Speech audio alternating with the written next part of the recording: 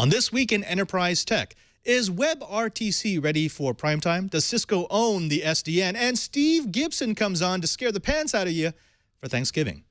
Twiat on the set. Netcasts you love. From people you trust. This is Twit.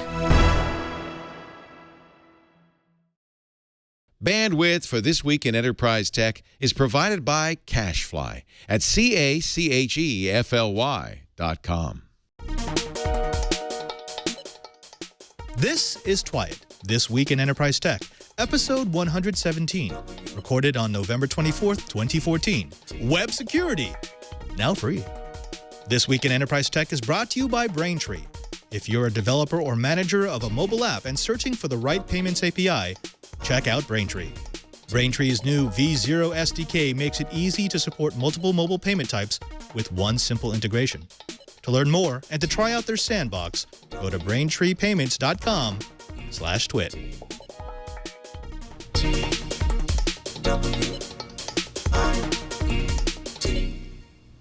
Welcome to Twiat, This Week in Enterprise Tech. It's the show dedicated to the enterprise professional, the IT pro, and the geek who just wants to know how the world is connected. I'm your host, Father Robert Ballecer, the digital Jesuit, your guide to all things in the enterprise. But I ain't guiding you by myself. I've got my cast of cohorts and characters here, starting with Mr. Brian Chee, the geek in paradise, the director of the Advanced Network Computing Laboratory in Honolulu, Hawaii, who seems to be quite happy that he's got himself some sort of band thing. Cheebert? Yes. So Microsoft apparently made a mistake. They sent me a email saying, come down at 1 p.m. on this day to go pick up your band. So I did. And there's no reservation for me. Oh. And they made it up to you? But I showed them the email and I said, dude, you made me come down. It's there. Here's the email. So they apparently found one. So now Cheebert is part of the Internet of Things. Yes, indeed. Fantastic. Someone else who may be part of the Internet of Things, I don't know if the Internet goes out that far, in Florida, is Mr. Curtis Franklin from Information Week Radio. Curtis, that is a mighty loud shirt you're wearing. Well, doing what I can to warm up the cold autumn we've been having so far. Okay. Well, speaking of autumns, let's talk a little bit about, the holidays. This season, why not give somebody the gift of a secure password? A Russia-based website has been making waves with more than 73,000 links to web cameras in 256 countries. What makes this buzzworthy is not that they've linked to so many cameras in so many locations, but that every single one of those links leads to an IP camera that's using a default username and password. With a cache of cameras from Foscam, Panasonic, AV Tech, Linksys, and a few no-name brands, the index brings back into the light the fact that for many, government spying isn't what they have to worry about, but rather lazy users and administrators. Well, lazy has nothing to do with it because a super complex spy bot is out there and has been since about 2003. At least two sets of researchers from Kaspersky and Symantec have published findings on Regin, a persistent spybot malware that looks to have been keeping track of personal computers at telecom companies since at least 2003. According to both reports, the code, deployment, and analysis inherent in Regin each show a sophistication that suggests that a government or pseudo-government entity was involved in its development. Who might release such a thing? On that point, they can't say for sure, but they do note that the hints in the code indicate that it was written in a place where English is the language of the programmers. Well, in the meantime, our friends in Boston and Tel Aviv and some parts of Sunnyvale have been setting up smart benches in public spaces. These photovoltaic-powered benches are providing both Wi-Fi hotspots and charging stations for the ever more technology-savvy populations. So while New York City uses old payphone locations, Boston and Tel Aviv are adding gathering places for green technology. So my question is, why hasn't Honolulu, with tons of sun, doing the same thing? Reeling from Obama's net neutrality urging on one side and the ISP's promise of lawsuits on the other, FCC Chairman Tom Wheeler has announced that there is no timeline for a vote on net neutrality policy. While he acknowledges that net neutrality is an important issue with a vast outpouring of public sentiment, with more than 4 million people filing comments on the first proposal alone. The FCC chairman has stated that there will not be a vote on net neutrality during the FCC's December 11th meeting, instead opting to make sure that they have a policy that can survive any legal challenge from Verizon, AT&T, Comcast, and an industry that is almost guaranteed to sue over any policy. IBM is continuing their cloud push with Bluemix. IBM's been on a cloud roll lately with a variety of announcements aimed at everything from email to enterprise applications. Now, they're talking about Bluemix, a system that aims to entice development groups with single-tenancy cloud systems tailored to companies that have embraced DevOps disciplines. Multi-tenancy is the norm in cloud deployment since it's the principle that allows lowest cost deployments from the provider side. But many have used multiple tenants on a single server as a reason not to trust or depend on cloud infrastructures. IBM is betting that enterprises are willing to spend a little more money for a lot more stability and certainty. Now, we'll just get to see how clear their cloudy crystal ball really is. Well, Padre, I'm sorry, but the FAA is throwing a wet blanket on commercial drones. So if you're building a business around stunning high-altitude drone shots of special events, you may be required to get a pilot's license for a manned aircraft and fly only during daylight hours and stay under 400 feet, with rules applying to even the lightweight hobby drones, as well as the bigger, more complex units. The FAA expects to have public feedback sometime early next year, and it's guesstimated that these new rules could take years to implement. So my 2 cents worth is the FAA is doing a knee-jerk reaction to those jerks that have been flying near airports and in general breaking the rules of the air. Very much a few bad apples making life difficult for those that are more considerate of the safety of manned aircraft. Well, for the NSA, it's business as usual. Last week, the United States of America Freedom Act failed to pass the Senate. The act would have required the NSA to specify targets for the collection of phone data before the actual collection of said phone data, and would have reasserted the necessity for the involvement of a foreign actor before the NSA could undertake any investigation. The failure of the bill means the continuation of reverse targeting, the bulk collection of metadata, and an almost complete lack of transparency between the NSA, FISA courts, and Congress. Well, that's it for the Enterprise Blips. Let's go ahead and move straight in to the Enterprise Bytes. This one comes to us from the land of SDN. That's right, software-defined networking. Now, for those people who may have forgotten, SDN is the separation of the control and the data plane within the networking. In other words, it allows an application to determine what network resources are needed for any particular action it may be taking. Fantastic way to make more efficient use of the resources that you may have already installed. SDN has been building up for the last couple of years. It's been a hot topic at every interop that both Chee, Burton, Curtis Franklin, and I have gone to, and just something that's been a big buzz in the IT industry. Well, it looks like Cisco is now saying it's game over. In Cisco's fiscal year 2015 quarter one call, Cisco CEO John Chambers claimed victory in the SDN arena, saying that it was game over. Specifically, he said, and I quote, "We're winning big time on application-centric infrastructure and pulling away from the startup competitors. We're not only pulling away from them, I think, while they have news left on the table, well, I think it's game over. I think we've got them." Now, the numbers are actually good for Cisco. This is not just a boast. They have almost 1,000 customers for their super high-end Nexus 9000 switching platform, which is the keystone for their flavor of SDN, which they called application-centric infrastructure. They doubled the number of paying customers for the ACI controller, called the Application Policy Infrastructure Controller. And they've won 600 new customers for the Nexus 3000, which is the scaled-back version. So obviously they've got heat. Now, in response, the Open Network Foundation, which really kicked off this SDN craze, has come out and said, look, it's not over. They actually are calling out Cisco for taking an existing standard, in this case, the southbound OpFlex policy protocol, and making a proprietary version of it in order to sell something that only works on Cisco hardware. I want to open this up to my my co-host here. Chee, let's start with you. It is, in my estimation, a little bit douchey for Cisco to take open standards, change them slightly, and sell it only under a Cisco name with a great markup. But that strategy's worked out pretty well for them in the past. I mean, this is not a new thing for Cisco. No, unfortunately, they've done it time and time again. And it's, you got to keep in mind, My personal opinion is Cisco's not a technology company. They're a holding company. They acquire technology and modify it for their purposes, for the ends of selling product.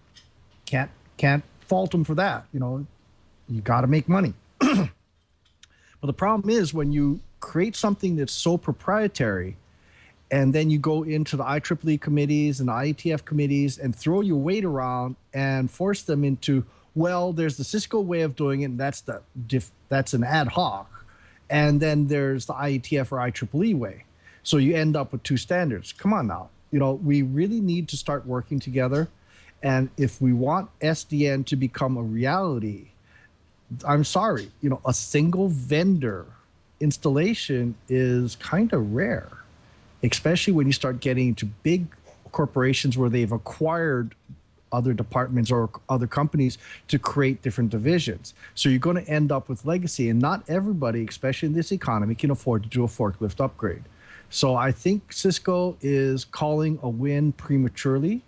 I think they need to go to the standards committees and either convince them that their standard is better and then open it up, or they need to go and add so they can start using some of the open standards, because we're not going to have the internet that everybody wants if SDN is islands of connectivity rather than ubiquitous connectivity. Right. Curtis, let me go over to you because I want the enterprise executive approach to this. There's that old saying, which I don't think is as true anymore as it used to be, but it was no one ever got fired for buying Cisco. I mean, if you bought Cisco, it may be a pain in the butt. It may be more difficult to configure, but once it's working, it's going to work, and you're going to get support from Cisco itself. That's sort of been the promise. Cisco doing this, saying, look, we've got SDN. Our application suite works properly. The controller's perfect. It's already in the hardware that you're already going to buy. Just buy this additional licensing package, and you're good to go. That's really attractive, right? I mean, as a hardware geek, I may say, no, this is the wrong way to go. This is philosophically abhorrent. But the executive's going to measure the cost of buying Cisco gear with the potential disaster of buying competing standards. Which way do you think he or she's going to go? Well, I don't think there's any mystery behind what we're seeing in these numbers, but there are a lot of things that aren't in these numbers. Let's look at a couple of things that are absolutely true about SDN right now. One is that SDN is a big enterprise play right now. If you've got 1,000 users, you don't need SDN. If you've got 20,000 users, if you've got 50,000 users, then you start to need the kind of capabilities that SDN is talking about. Who are most of those really big enterprises using in their core? Well, most of them are going to have Cisco to some extent. The other thing that we don't know is how many of these controllers, these mainframes, they're buying. I mean, is this a case of companies that were at the right point in their refresh cycle, buying a chassis that is future-proof from Cisco and not actually deploying the ACI? When you look at the number of ACI modules that are being sold, how many of those are being sold as one-offs into labs or sandbox applications? Those are the kinds of things we don't know right now. The thing that I'm hearing from pretty much every network executive I talk to is that right now we're in early days with SDN.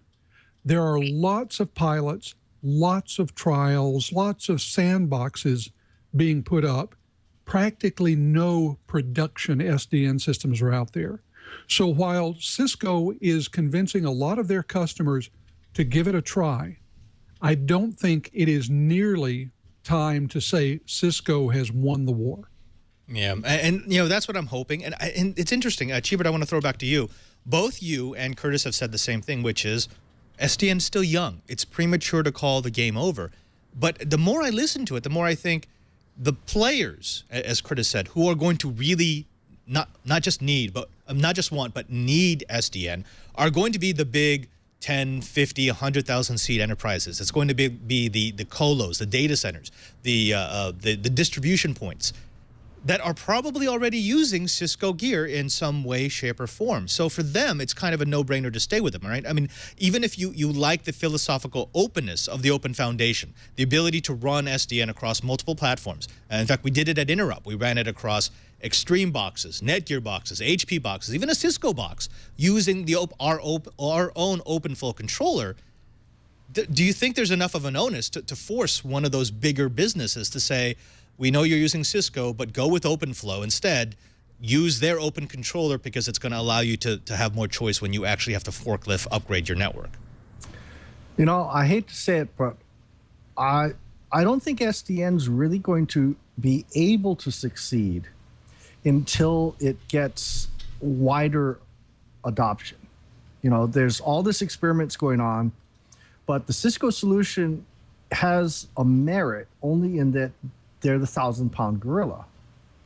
But SDN's true promise is when you start getting into a virtualized environment. So when you start being able to plug into the Microsoft way of doing SDN, that way you can actually connect. You know, you're not going to want to burn up a ton of interfaces. You're not going to want to have to go and burn through a ton of VLANs.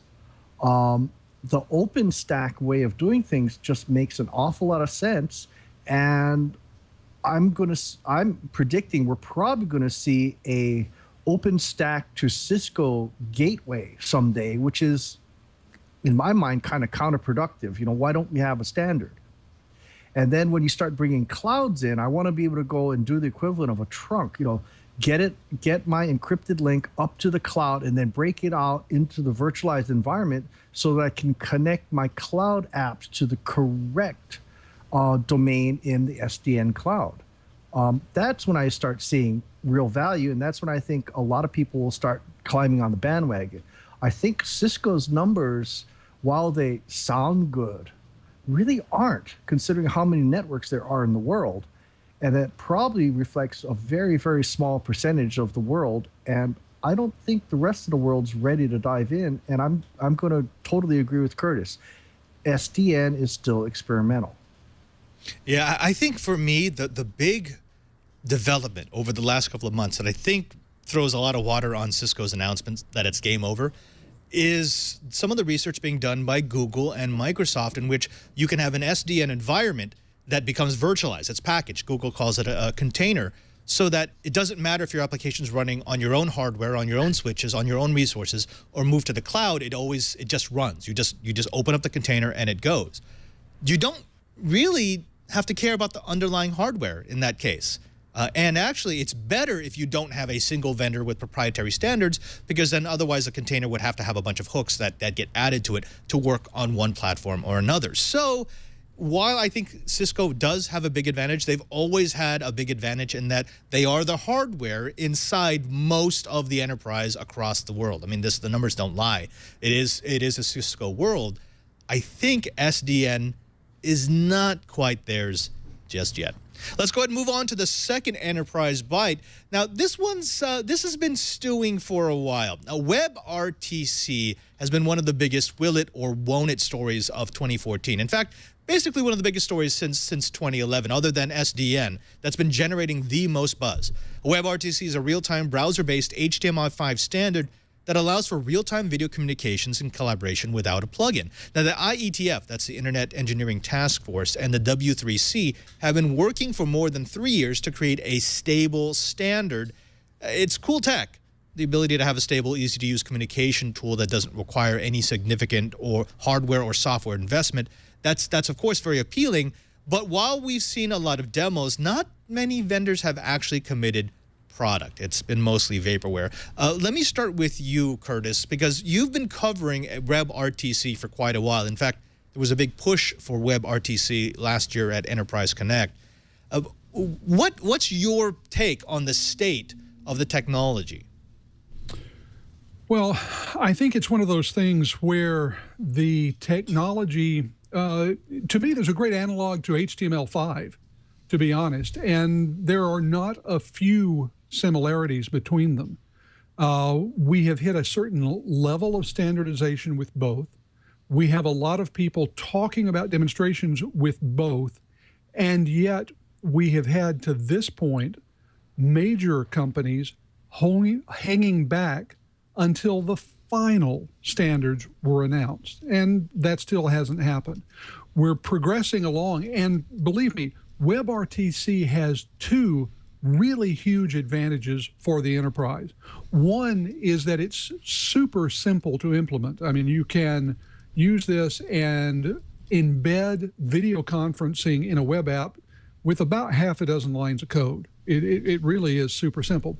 The other, and this is even more important from the enterprise point of view, is that it allows point-to-point video communication. Now, as a contrast, if you're using something like Microsoft Link and want to do a video conference with a fellow employee, if you're in Des Moines and they're in Dubuque, but your home office is in San Francisco, well, that call has to be routed through the servers back in San Francisco, which adds tremendously to the networking cost of the entire transaction.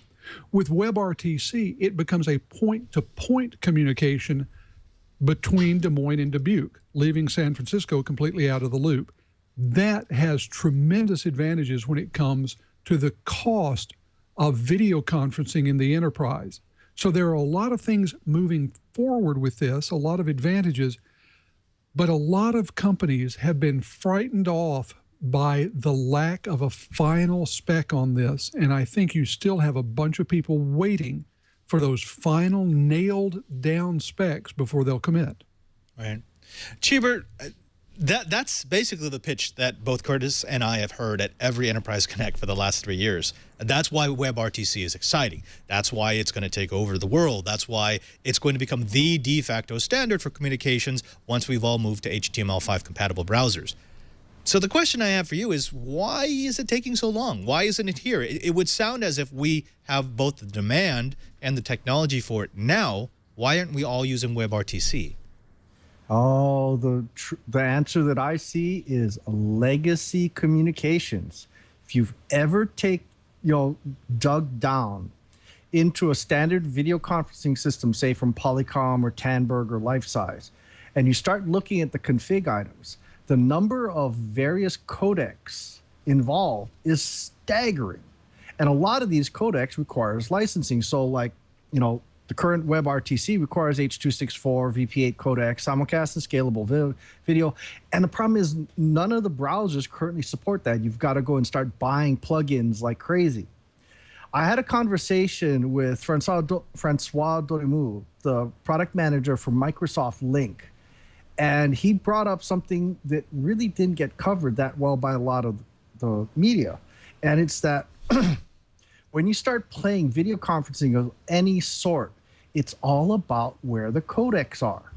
So say, for instance, for thin clients or even any kind of virtualized workstation, any kind of VDI application, if the codec is sitting on the virtual machine, the distance between you and the actual client, say a Citrix receiver or VMware Horizon client or RDP, when you have that kind of separation, all kinds of things break in just about every codec on the face of the earth.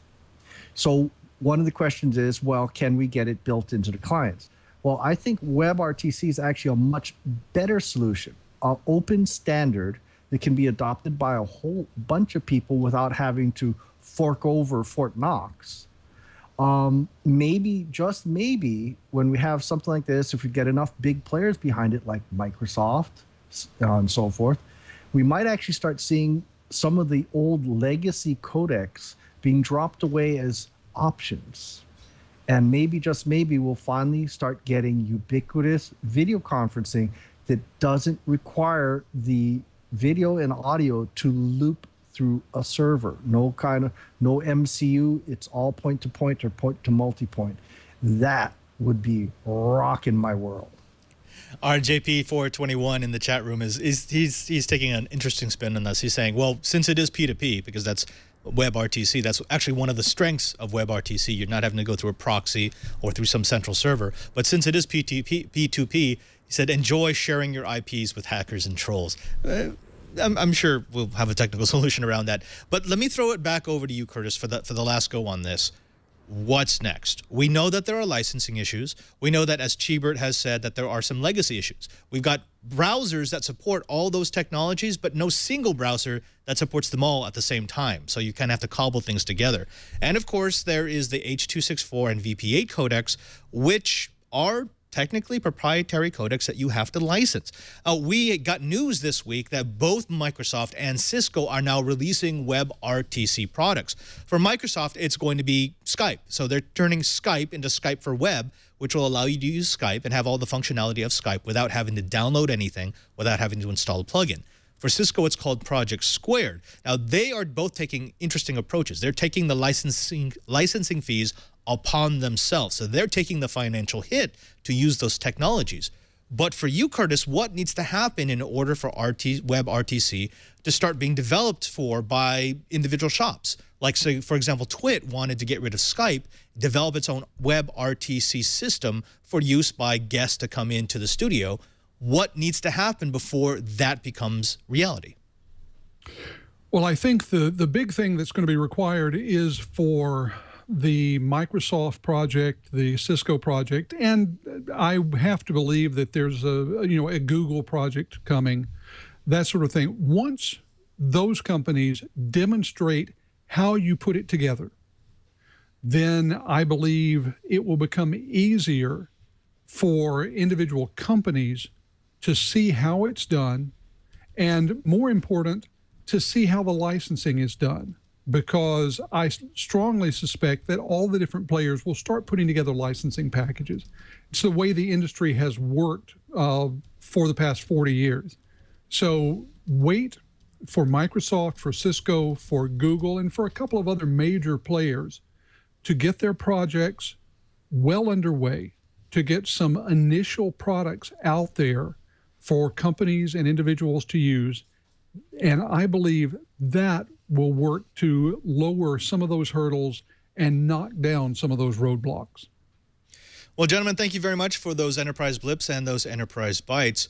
When we come back, we are bringing in Steve Gibson. That's right, our security master himself, the author of SpinRite and the mastermind behind Shields Up at grc.com. He'll be on the show to give you some Thanksgiving for security issues. Meh. But before we do that, let's go ahead and take a break to talk about the first sponsor of this episode of This Week in Enterprise Tech. Now, This Week in Enterprise Tech is brought to you by Braintree. It's code for easy online payments. If you're a developer or a product manager searching for the right payments API, you have to check out Braintree. Braintree's V0 SDK makes it easy to accept multiple mobile payment types in less than 10 minutes with one 10-line snippet of code. Braintree supports all payment types your customers might want, including Apple Pay, PayPal, Bitcoin, Venmo, all major credit and debit cards, plus 130 global currencies. If you're a developer, then you're definitely going to want to use their V0 SDK. The code supports Android, iOS, and JavaScript clients. It's in 7 languages: .NET, Node.js, Java, Perl, PHP, Python, and Ruby. It's elegant code with clear documentation, and it's only 10 lines of in-app code, and then you're ready to run. Braintree has the best in-class customer service. If you have a problem or question, with Braintree, you'll always get a live person to talk to. And if you're struggling, Braintree will actually handle the integration for you and walk you through the process. Of course, Braintree knows that it's not enough to have easy-to-integrate code and top-notch customer service. They get that what they're offering you are financial services, and that because of that, their security is your security, so they take their security seriously. They're using tokens to secure payment data so the credit card information is never passed on to merchant servers. They're known for their back-end security and merchant protection. That means that Braintree has you covered. It's the fastest, easiest, and most secure way to accept payments, period. It's no surprise that Braintree is the payments API used by companies like Uber, Airbnb, Hotel Tonight, Living Social, and GitHub. They've made the payment experience in these apps seamless and magical. And now you can have that same magic in your app. Braintree scaled with these companies from early-stage startups to the successful companies they are today, so you know that you can scale with their business. From processing your first dollar to your billionth, no matter how a customer would like to pay, Braintree will be there along the way.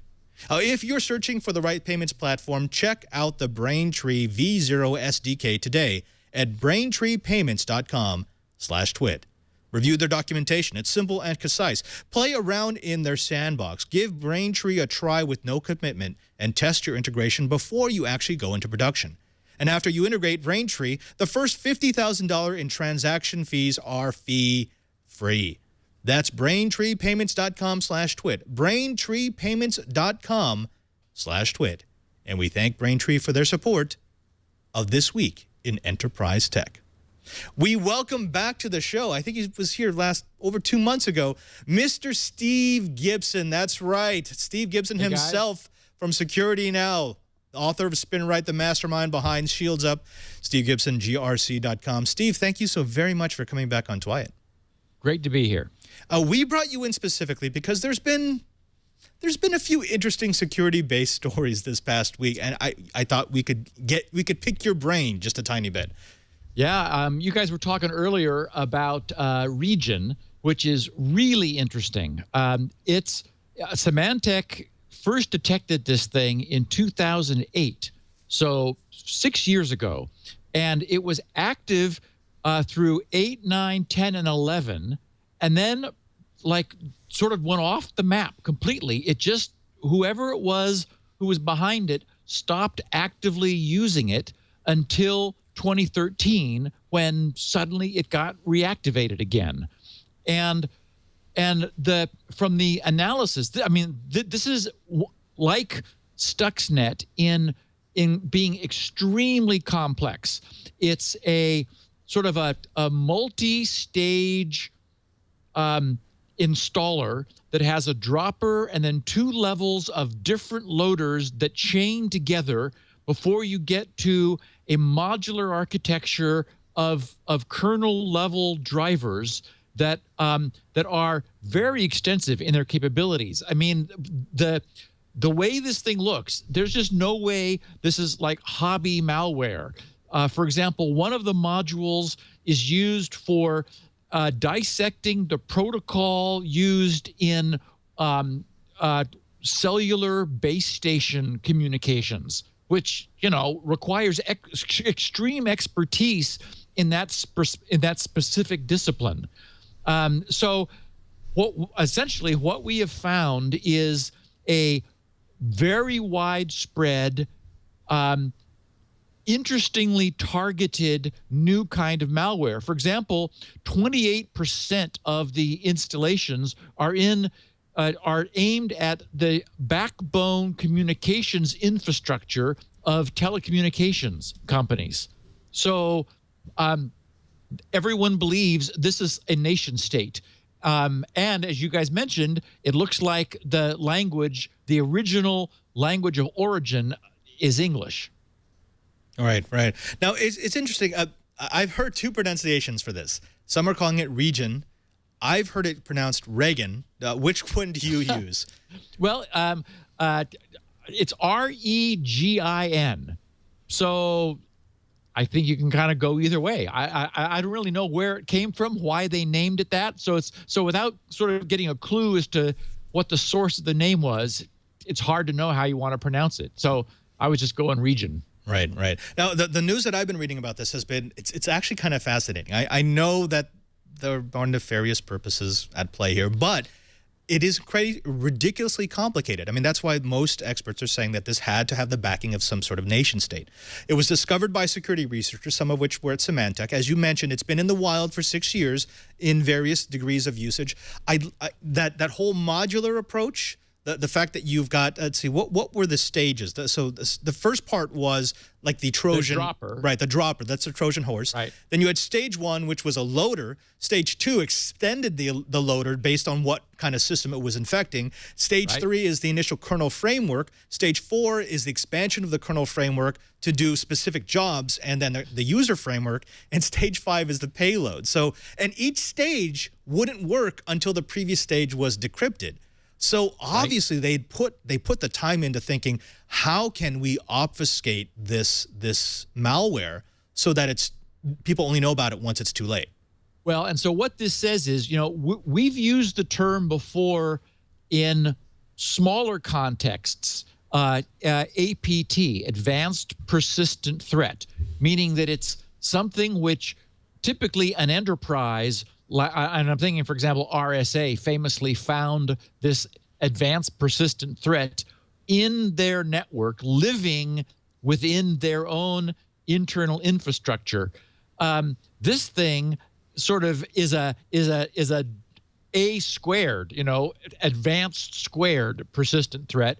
And your comment about the way it's been designed to hide suggests that it was the entity behind it knew that they were going to be investing substantially in this. And you need to think of this sort of as a framework onto which can then be plugged modular specific items. So a lot of this is reusable, and then presumably when whoever this is going after a particular industry or a particular country or a particular sector of some sort, they'll design specific components that they then add to this structure.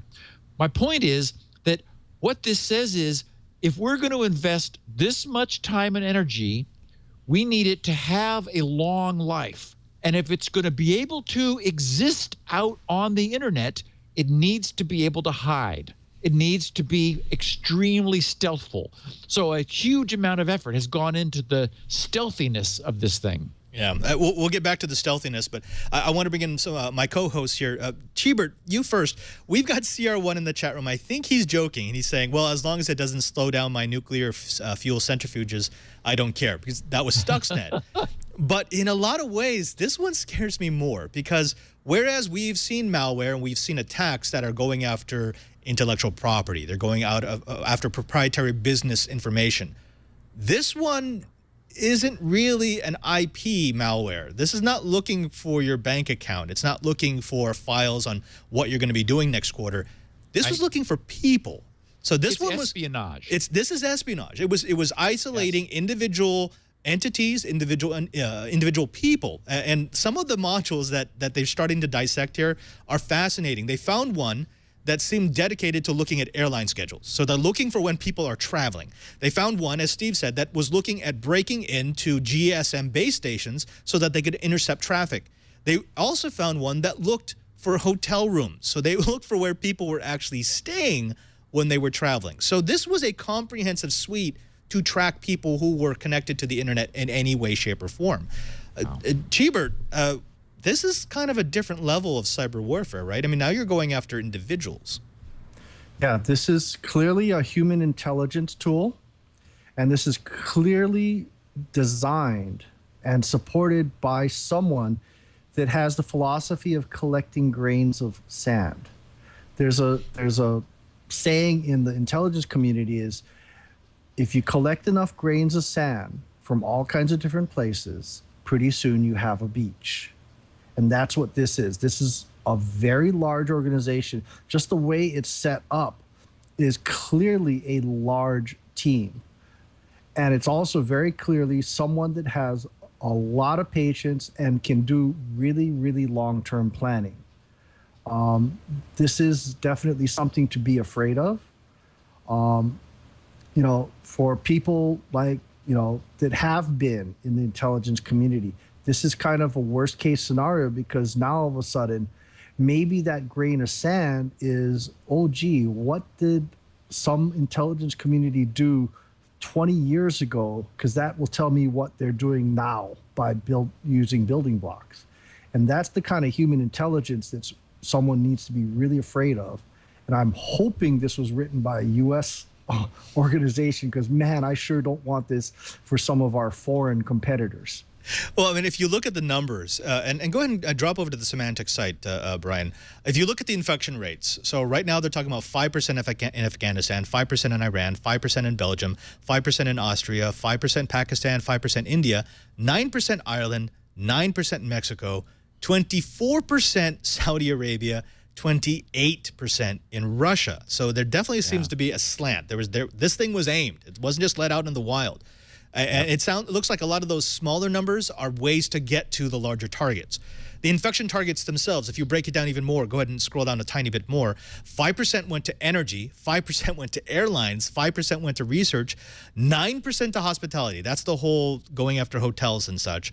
28% telecom. So they're definitely trying to intercept data that's passing over telecom networks. And 48% went to private individuals and small to medium businesses. Well, and they haven't really identified the infection vector. Again, this is one of the aspects of it that is inherently modular. So they believe they found an instance where Yahoo Instant Messenger was exploited through an unverified vector in Yahoo Instant Messenger, but even in looking at this really closely, because it spends so much effort in obfuscating its own operation, it's difficult for people who even know it's there to know what it's doing. Right.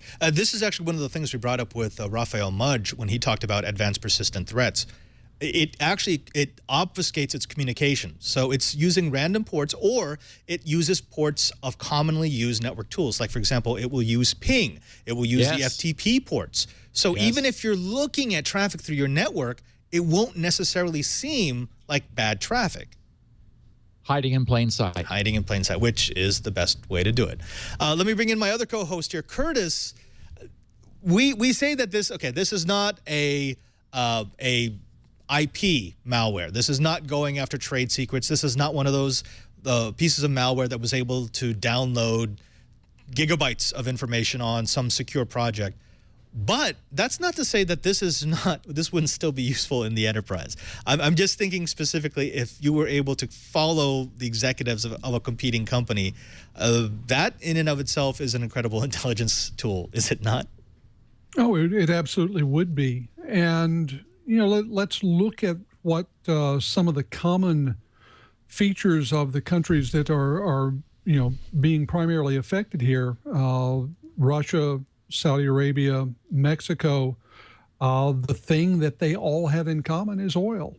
And if you can figure out who's talking to whom about oil, that could give you some major insight into what could be happening with oil prices. And we know that a very small bit of insight into what's going to happen with oil prices can mean billions upon billions of dollars in someone's pocket. So the rationale for and incentive to infect telecom companies to find that kind of information is tremendous. Well, and we know the power of metadata. And for example, who is booking hotel reservations where tells you who is meeting with who. And so you can make inferences even without listening to people's conversations.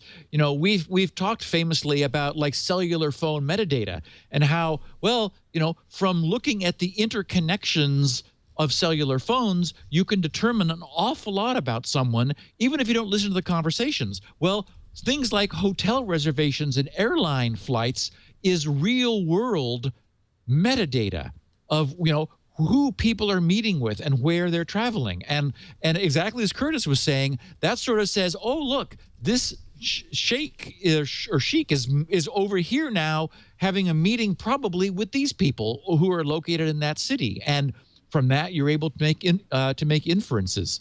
The other thing we haven't talked about yet is this also contains a sophisticated remote access Trojan, a so-called RAT, which is capable of capturing screenshots from the machine that it's resident in, taking over the user's mouse point and click operations, stealing passwords, monitoring that local machine's network traffic, and even recovering files that have previously been deleted from its hard drive.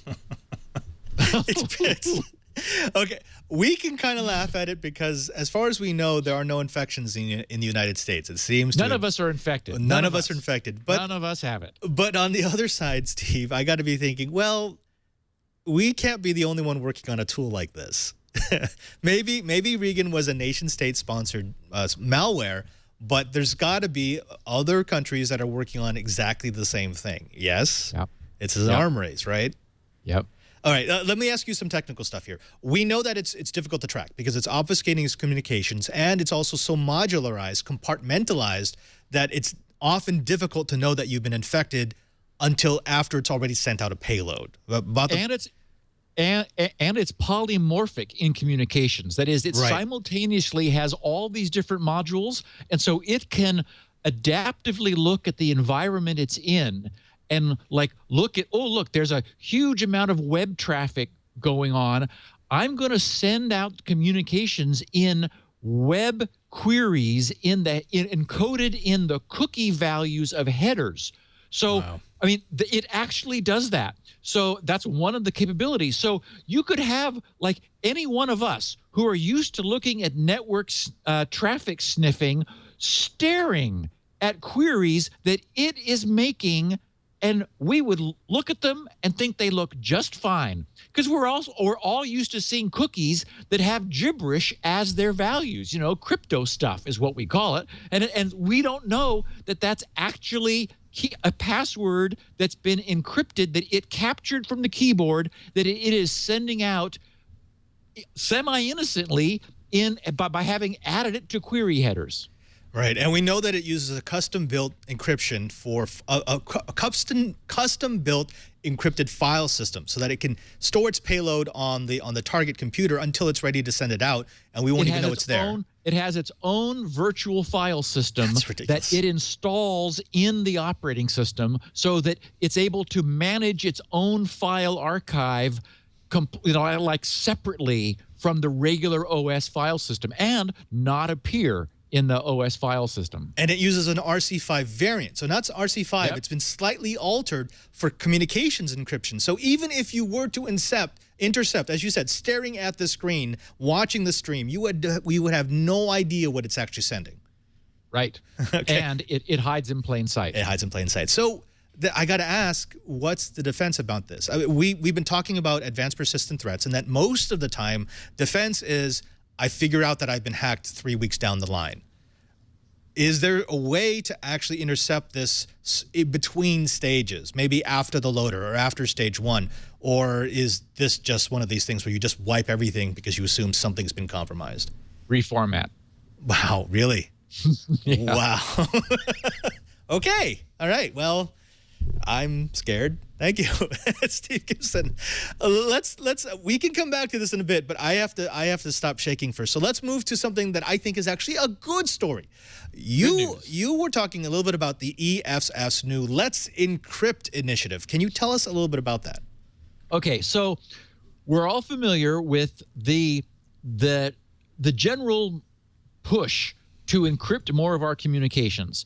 We now know that there are agencies that are well-financed and actively interested in monitoring everything. Just a huge vacuum cleaner, essentially sucking in all of our communications. It is much more difficult to do that, to decrypt. I mean, there are ways, but it is more difficult to decrypt encrypted communications like HTTPS stuff that you're doing with websites than the communications that's typically unencrypted, like email.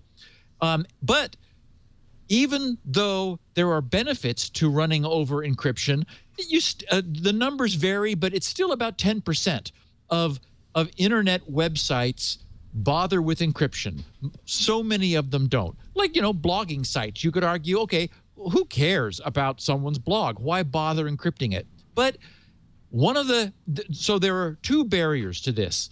One is that it's still the case that setting up a server and getting it encrypted takes conservatively hours. You have to. It's not something that's in your normal path of operation. Even I, who've been running encrypted servers for as long as I've had servers, the certificates expire every 2 or 3 years, which is just long enough for me to have forgotten what the process is. And so if nothing else, you have to relearn exactly what buttons to push and how to get a certificate signing request out of your server and send it somewhere. So it's burdensome to do. And then certificates are not free. Typically, you pay hundreds of dollars per year. Longer certs, you sort of get to average out over the years because they would like to get more money from you up front. That is the certificate authorities. So they're not free and they're not easy. So a consortium of large companies that everyone has heard of, the EFF, Mozilla, Akamai, the University of Michigan is doing a bunch of research, and Cisco, they've all gathered together. They're forming a new organization. The goal is to solve all of those problems. They're going to create drop-in, single-click software for all of the popular servers on the net. And they have designed now a new protocol called ACME, A-C-M-E, and I don't have it in front of me what it stands for, but it's automated something or other, automated certificate something. Something or other. Anyways, what it does is it's an agent that, there it is, automated certificate management environment. So that was an awkward acronym. It's one of those where they had to say, okay, what can we use for E? Environment. That's generic. Anyway, so you run an agent in the server, and through this protocol, this new protocol, the certificate authority tells the server to prove that it has control of the domain. And we've seen this before. There was the personal identity system where you put a specific page on your site. In fact, Google uses this sometimes to verify that you have control of a domain. You put something, you demonstrate you can control pages on that appear on a web domain. And that's enough to say that, okay, whoever we're communicating to obviously controls that domain. They're controlling the server, and they have proven that by creating a page that then the certificate authority is able to pull from. Then this agent installed on the server generates a public key pair and provides its public key to the server, signs some stuff that the server gives it, and establishes through this crypto, basically simple crypto, that entity installed in the server has control of the domain. And at that point, that entity, this agent, is able to generate certificate signing requests, and through this ACME protocol, get the certificate from the certificate authority at no charge. None of this costs anything, and install it into its server and set up the configuration files, creating a log of all the changes it made. So basically, somebody who has never done this before, knows nothing about it, can download a piece of software, run it on their server, and in a matter of minutes, their server is secure. And revocation, in the case that they ever lost control of that certificate, is also automated, as is renewal. So not only is the server secure, but you just set it and forget it. And when the certificate becomes close to expiration, it renews its conversation with this new free CA that's being established and updates the certificate. And so they're not expiring on you. It's not a nightmare. It's just it's called let'sencrypt.org, and it's due to come online in the second quarter of next year of 2015. So it makes it easy for everyone to get a free certificate. It makes it easy for people to maintain their free certificates, and it basically makes it easy for us to encrypt the entire web. That's the thing. The thing it makes really hard and awkward is explaining why you don't have security. Yeah. Actually, yes. Yes, it's no more excuses. It used to be, well, certificate's expensive, or I don't have the manpower to keep it updated. I don't really need it. Right. No, I'm not doing anything secure. Hey, moron, it's free. Press the button and you got security. They even handle the management for you. So technically, this would be easier to manage than any sort of homebrew security you may add to your site. It is the no excuses security system. Okay, I got to ask, Steve, there's a couple of questions here. The first is, if this is for free, and if this management is as good as it seems to be, it's standard space, it uses a JSON template, then why would you buy an expensive certificate? What is there something extra you would get if you got it from a CA that might sell it to you for $1,500? Yes, perfect question. There are 3 classifications of certificates. There's the DV, the so-called domain validation cert. Then there's the OV, which is the organization validation, and then the EV, which is the so-called extended validation. Even though this exists and certs are now free, I will continue to use extended validation certificates because I want the extra glamour of the green URL when anyone goes to grc.com, because what that says is it's making a much stronger assertion of the identity, the authentication of the certificate.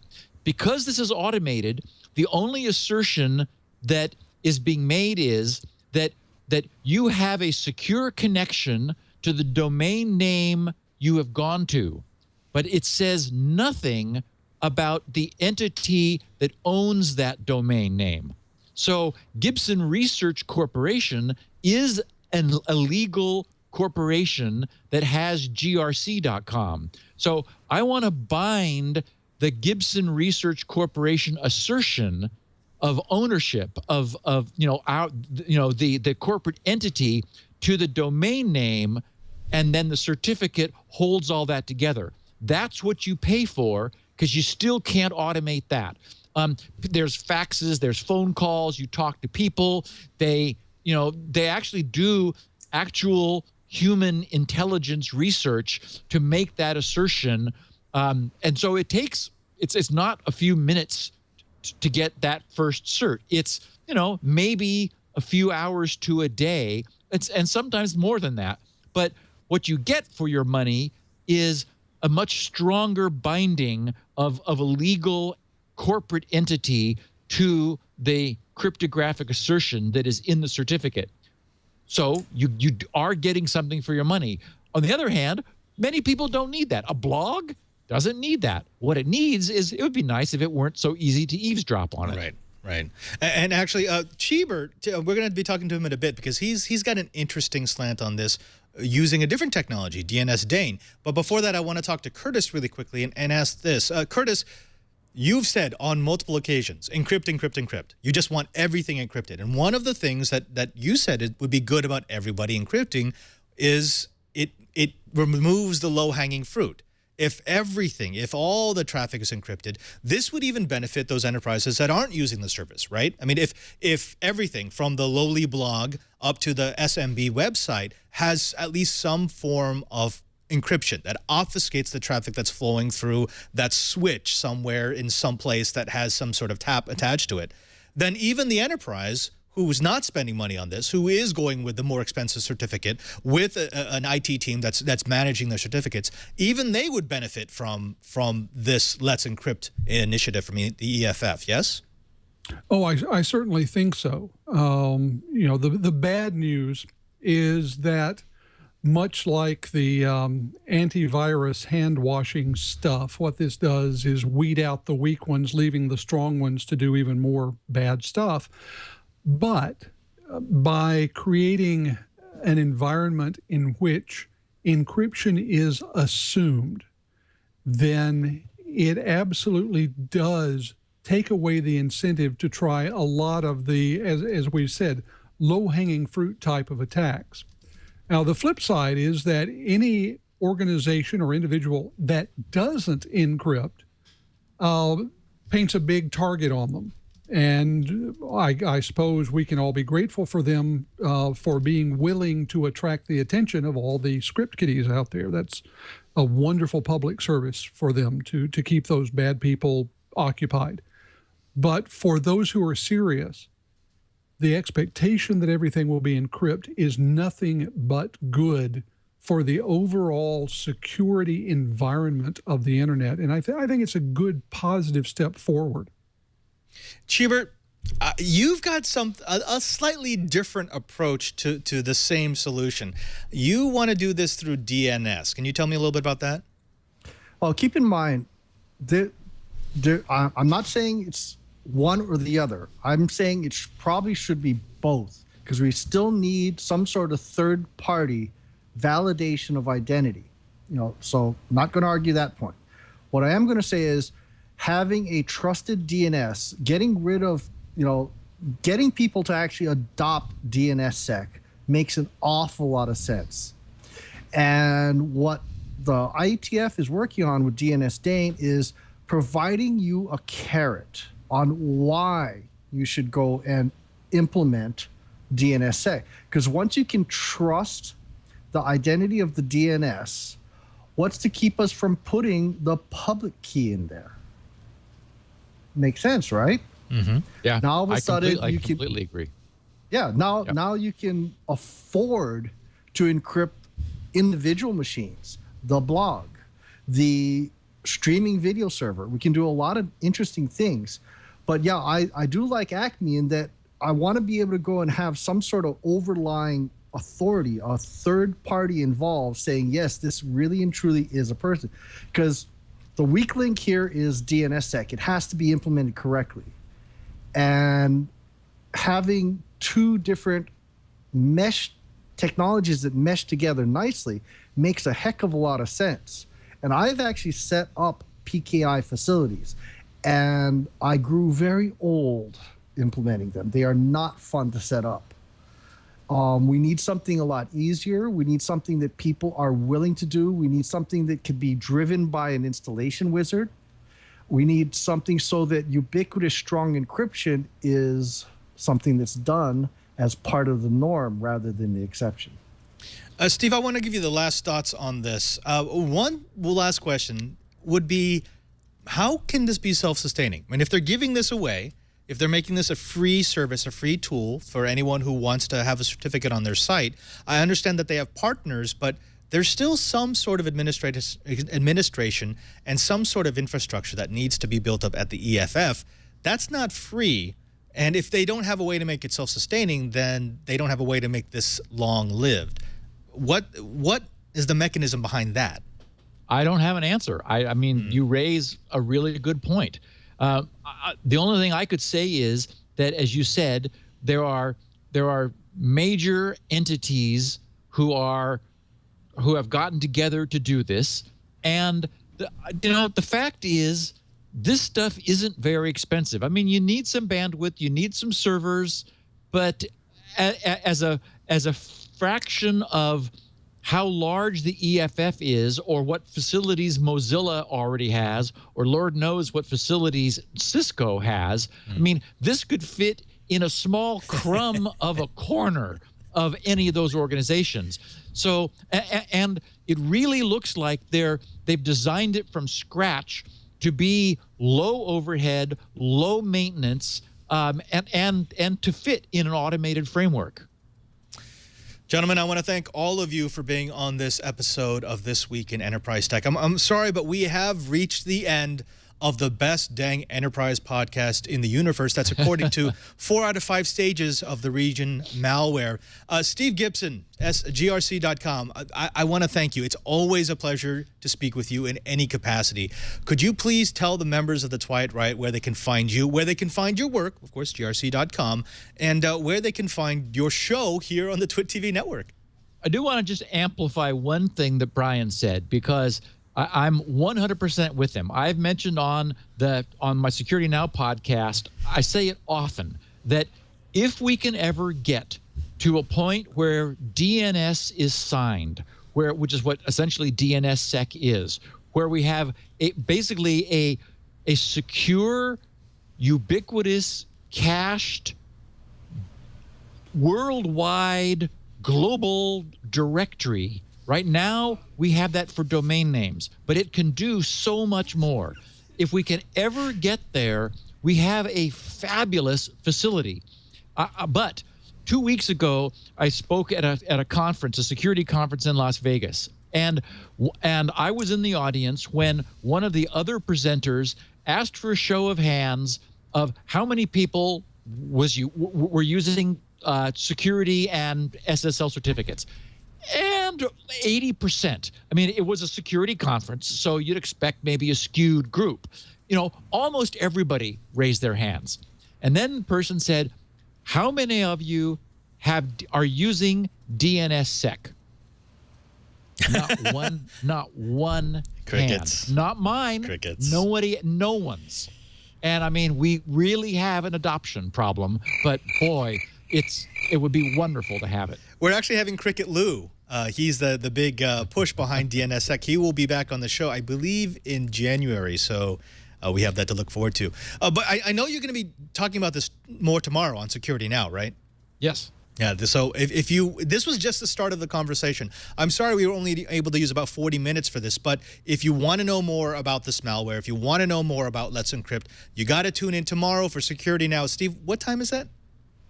It is 1 o'clock Pacific, 4 o'clock. No, wait. Yeah, 1 o'clock Pacific, 4 o'clock Eastern. I'm going to go through the entire Acme protocol in detail. That is the topic for tomorrow's Security Now, is the Let's Encrypt protocol and technology. And I will be a little more deeply covering Regin or Regin or whatever we call it. It's just a weird name. Steve Gibson, grc.com. Thank you again. Padre. We will have you back to scare the willies out of us as soon as you possibly can. Deal. I also want to thank my co-host, starting with Brian Chee. Cheebert, the geek in paradise. Cheebert, what you got planned for Turkey Day? Family gathering, which is very nice. Not sure how much a Turkey Day I'm actually going to get, because we are head down trying to get modifications made to our new deep dive ROV. And if we can actually get this sucker working, I'm working on fiber optics tomorrow. If we can get it working, we are going to be able to visit the Aloha Cabled Observatory more often and add more experiments. And hopefully you'll have your streaming box up so we could always watch and listen to the ocean 3.5 miles down. I'm just waiting on a real license because, demo versions, they cripple a lot of key features. There you go. There's a lot of streaming companies that should be offering you money right now just to have your stream on their service. But we'll get to that in a future episode. Curtis Franklin at Information Week Radio. I know that you are gearing up for a couple events. Can you tell the Twilight Riot where you'll be heading out? Well, let's see. We get to spend Thanksgiving here in the swamp, getting ready for a couple of things, CES, and we're also beginning next week to gear up for Interop. Interop is a big deal. And on Tuesday, December 2nd, we will start Interop Radio. Check my Twitter feed. I'll have URLs and more information.